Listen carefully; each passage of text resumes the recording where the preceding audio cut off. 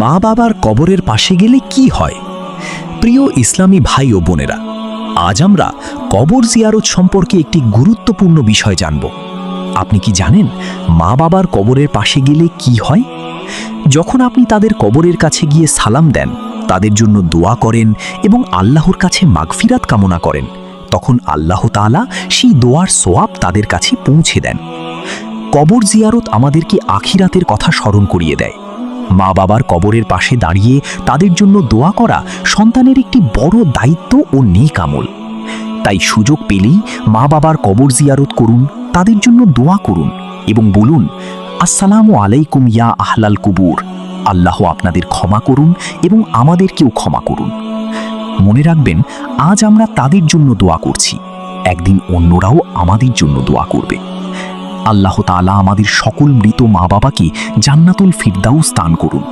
আমিন।